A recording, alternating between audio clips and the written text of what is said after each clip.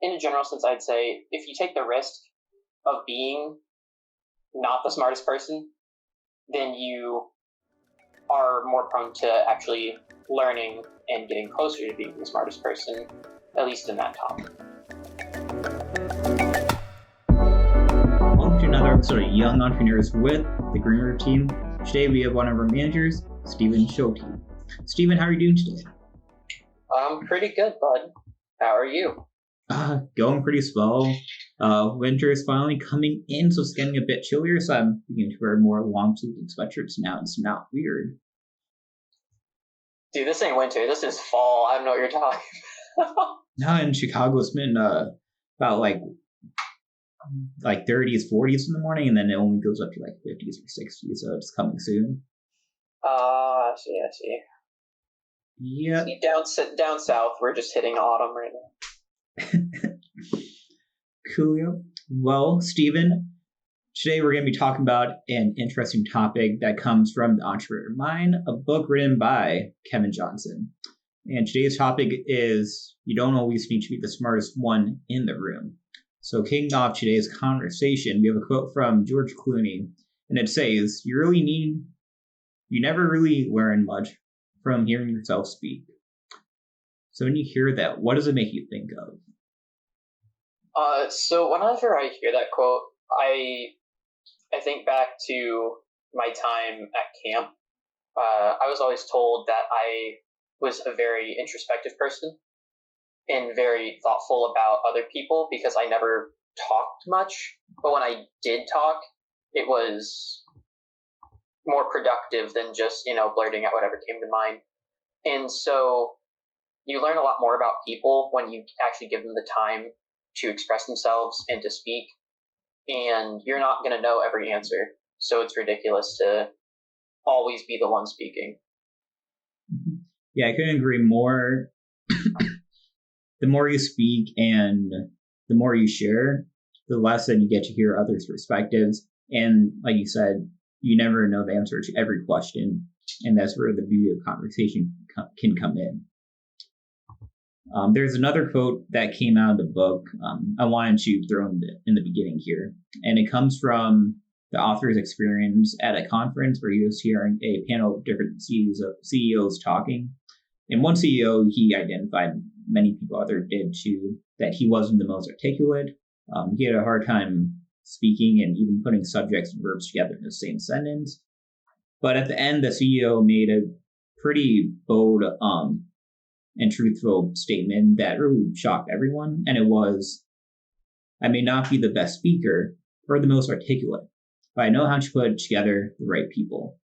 And I don't have to be the smartest person in the room all the time.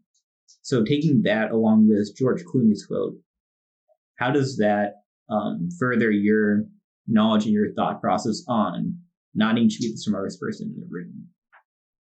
So I think it kind of harks back to, surrounding yourself with people that are different than you, who have different skill sets and who can cover where you lack, right? So I think about the Green Roof team. I'm a computer science major. You're an engineer. We have very different skill sets. And it works well because anything that I didn't know in terms of engineering, I could ask you. Anything you didn't know about computer science, you could ask me.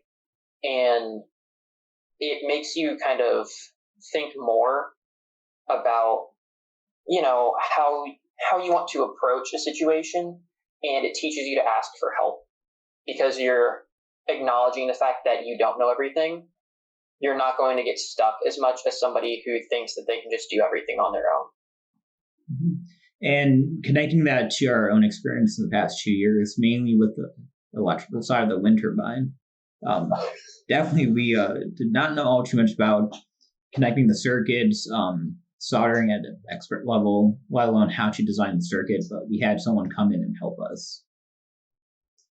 Yeah, that was an experience, learning for basically a year and a half, 2 years, how to put together circuits, not design them, but hook them up and not electrocute myself, which almost happened one time. It's just, it takes a village to do something, and I really enjoyed my time with Green Roof because I learned things that I didn't know before and that I wouldn't have learned if I hadn't taken the opportunity to join up. I would have never learned how to solder if I hadn't joined Green Roof because we don't do that in my major. So it's things like that where you open yourself up to more possibilities by accepting the fact that you don't know everything, because then you are taking the first step to learning. Absolutely. And with that learning, just going out and experimenting, for example, with wind speed and direction sensors, there is that coding aspect of how do you collect the data, get it saved. But then it was also extending out for us to go out and figure out how do you calibrate it, how do you connect it to the circuit, that hardware piece that goes along with the software side. So always having some kind of mentor there or someone who knows different aspect, different perspective helps out a ton. So connecting back to that CEO's quote, do you feel that people in C-level positions and who manage and oversee others need to be humble? So I think everyone needs to be humble at least a little bit.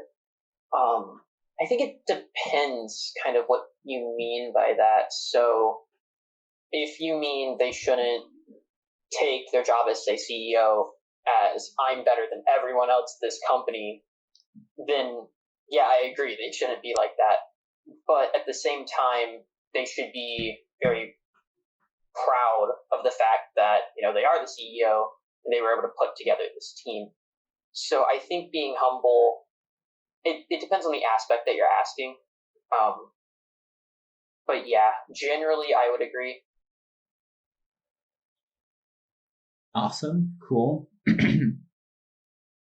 And I would say the direction I was looking more so was as you build the team up, being able to go out and collaborate with them, get other ideas, and have it be not only a top-bottom process in hierarchy, but that bottom up also.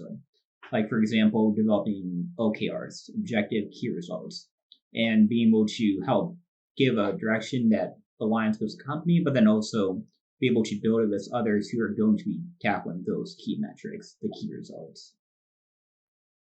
Okay. Mm-hmm. Yeah. So I know we talked about the experience with wind turbine. Was there any situations that you felt where you were the smartest person in the room? I mean, yeah, there have definitely been plenty of situations where I felt like the smartest person in the room. And that's not to be, mean or to belittle other people. Mm-hmm. It's mainly, if we were looking at code and say it was me and then Olivia, who was on the team, I was smarter than her when it came to that because it's my major, right? So yes, there are situations where you should be the smartest person in the room, and that is a good thing because, you have knowledge on a topic, but you shouldn't make that your personality, and you should still be open to other ideas in case, in a general sense, somebody knows less than you about a topic, but they know one key detail or fact that you don't know that could be helpful. So it kind of goes back to the question of being humble. You should be humble in the fact that in a general sense you're the smartest person, but still be open to new ideas and new thoughts. Yeah, definitely I agree. It comes down to, I would say, playing to your strengths. Like you had an experience that she didn't because of the year prior. So then you're able to help expose that to her and share what you knew at the same time.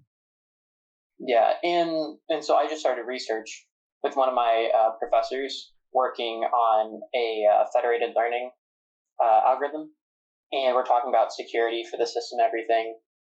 I don't know anything, right? Really, I'm just now starting to join up, and so I've been doing research and reading through papers and everything. And one of the other guys working on it's been working on it for a while. He starts asking me questions, and they're questions that he's just checking my knowledge. Then I ended up saying that I said something that he didn't know. He's like, really? So it kind of goes back to that. You aren't always going to be the smartest person in the room. Sometimes you might be in a general sense, but there still could be some things that you don't know. Okay. So now turning the tables, was there a situation where you felt perhaps not the smartest or even like in the middle tier of knowledge in a room, but instead you felt more of someone who's just new to the knowledge that was being spoken about? And how did that make you feel? Literally any time Alex talked to us about circuits last year. Anytime I felt like a kindergartner learning how to do derivatives, it's just one of those things where, I was open to learning, and that's what I was there for. And while I did feel very stupid quite a bit of the time, I learned a lot from it, and I know how to set up a circuit and PCBs, and I got a lot out of that. So in a general sense, I'd say if you take the risk of being not the smartest person, then you are more prone to actually learning and getting closer to being the smartest person, at least in that topic. And you can just build off of one another and be able to network with them. I know from my experience in the recent months, myself and another team member, we went out to the RE Plus conference. And Stephen, when I tell you that I felt like I knew nothing, I absolutely felt like I knew nothing. We were presenting our research that we did as Emerald the year prior, and our research was mainly you're on the team also. It's just designing a nice solar plus storage system. And when we took a look at the other posters around, it was all from people from industry. So they had nice in-depth posters that had emerging technologies, and what we had just felt on a much different scale. Of course, being students, it was on a much different scale. But we got to the point where we felt we would gain more from walking around and seeing other posters and talk to others than if we stood by our own posters and just stayed stagnant. Yeah. Mm-hmm. Yeah, it was an interesting experience, and then the entire days at the conference, just going up, talk to everyone, and asking the right questions, and trying to learn as much as we can from others there, than us trying to share what we knew instead. And I feel coming out of the conference, we know much more than if we went in and just tried to stay stagnant and just keep the knowledge we had, but instead have that open mindset. Mm-hmm. So, shifting gears. So we talked about a humbling experience in the beginning. Do you feel that there can be backlash internally if you feel that you feel and believe you are the smartest person in the room? Yes and no. It depends on how you present that to other people. So if you are, say, leading a team, and you think that you are the smartest person, let's just say you are the smartest person in the room, that's perfectly fine if you understand that. But if you get into the realm of belittling somebody else because they don't know as much as you about something, that can cause some backlash and some tension within a team, because nobody wants to be made to feel stupid, especially if somebody's doing it on purpose to them, right? Mm-hmm. So you have to kind of manage that. I am smart and I might know more, but let's educate instead of just saying, why don't you know this? You're dumb, and treating people like that. So do you feel in these situations, along with the networking experience, you should be working towards improving yourself than trying to compare yourself to others in the room? Can you rephrase that? Because I'm trying to think about how I want to answer it, but I don't have a solid answer. Yes. Okay. Like that phrase. So we talked about being humble, being able to be humble, especially in the beginning of this episode, and now we're getting more of that sense of it's good to be the smartest person in the room, but you shouldn't need to be, but instead be able to network with others, learn from others. So do you feel as an individual, and for those listening, they should be working to find ways of improving themselves than trying to be the smartest person in the room, as I would say a summarizing statement of this episode? Okay, yeah. So I understand what you're asking. Yeah, I would say self improvement is always going to be what you want to strive for. So I recently took up rock climbing. I'm just going to throw that out there. I recently took up rock climbing. I'm not terrible, but I'm definitely not great. And I have a couple other friends who join me. So the things that I know how to do, I teach them because they don't know it. But whenever I see a climber who's in there who's been climbing for 2 years, I go up and I'm like, hey, how are you doing this? What's your thought process? If I'm working on a route that I know that they've done before, I ask, is this the way that I should be doing it, or is there another approach that you think I should take? Right. So self betterment, self improvement is always going to be what you want, because you can never stop growing. You can never stop getting better at something. Right. There's always room for upward mobility, and that is extremely important. Cool. And I couldn't agree more. So, as you try and find upward mobility, do you have any suggestions on how someone listening can find themselves upgrade or challenge themselves to be better and improved professionally? So, a lot of it depends on the realm that you're working within. So what I did for my major, I'm a computer science major. I am also in the honors program here on campus, and I wanted to have a little bit of an extra challenge and learn some more for my major going into cybersecurity. So I actually went to my honors mentor and asked about contracting a class. So I do extra work and assignments, and that's actually how I got into research. Everyone has connections, and you're always going to be able to find somebody who knows more than you.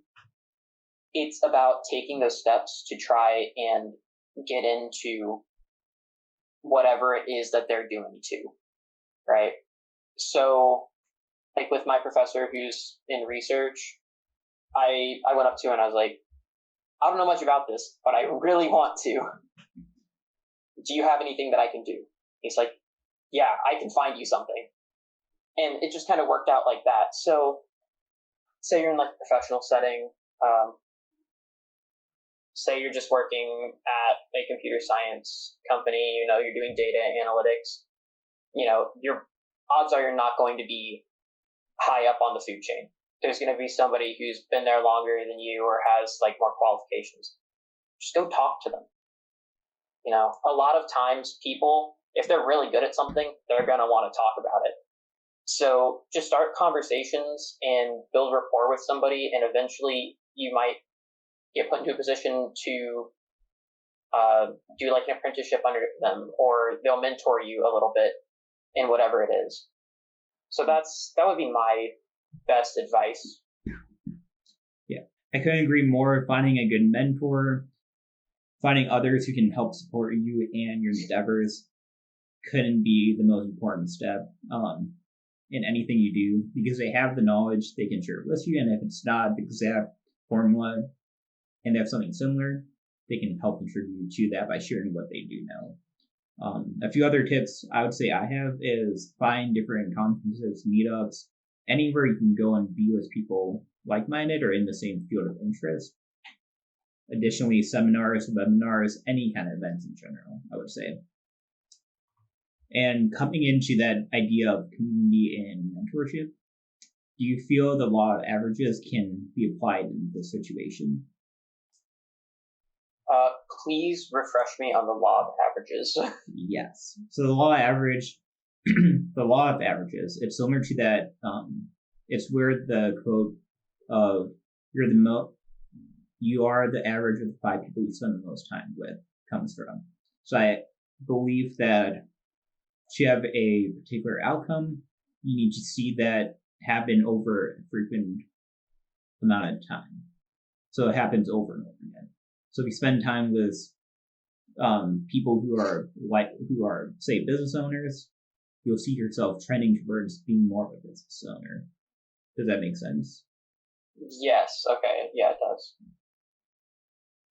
So now that I know what law of averages is, what was the question? Do you feel the law of averages applies to this topic where if you go and be with people who are perhaps smarter, you'll trend towards being smarter perhaps in that topic? So I would say yes. I think as just like a general statement that would be very accurate, because I've seen that within myself through Green Roof, through my research, in my leadership camp that I'm part of, and also just in rock climbing, which isn't an academic thing, but there's still a lot of nuance and a lot of things that you can learn through it. And so I'm just going to use rock climbing as an example because it's the easiest one I can think of, right? I know 4 really good rock climbers who are consistently around when I'm climbing, right?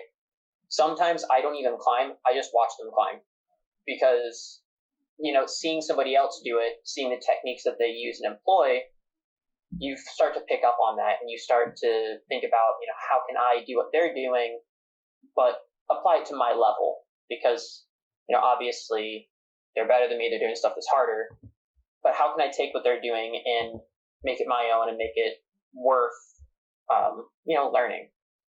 And so I would say yes. And in a general sense, law of averages is very applicable here because if you are with people who are smarter than you or who have already made the progress that you want to make, then you're going to be able to see yourself, at least in stages, through them. Awesome. Yeah, I couldn't agree more. Law of averages does apply here.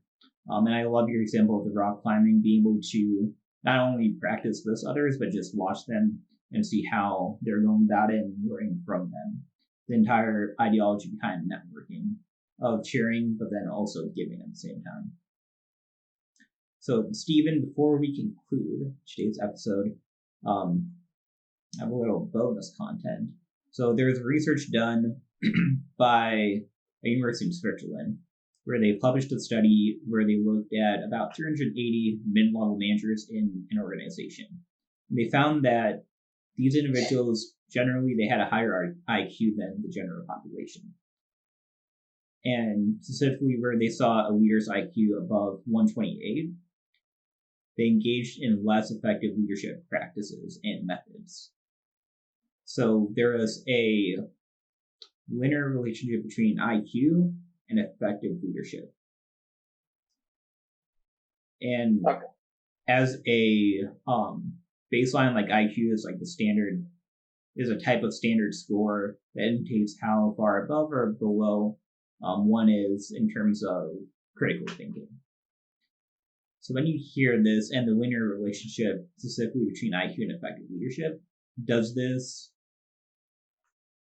make any thoughts pop out for you?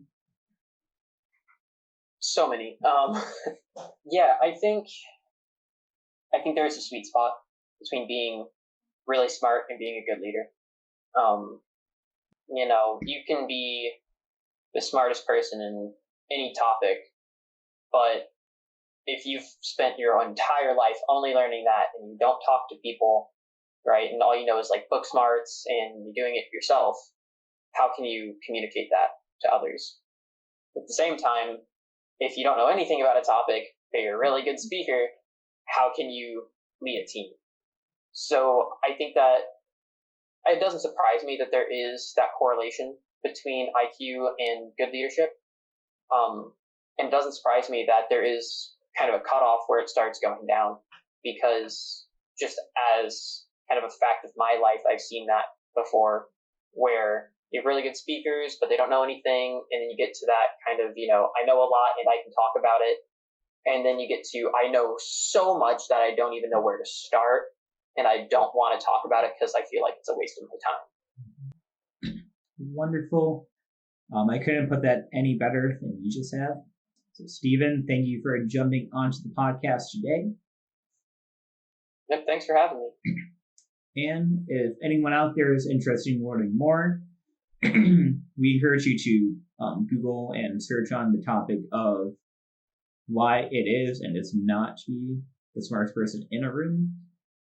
You can learn more about the Green Roof team and what we do here through our website, grimroutine.com. You can listen to other podcasts. And remember, folks, stay sustainable.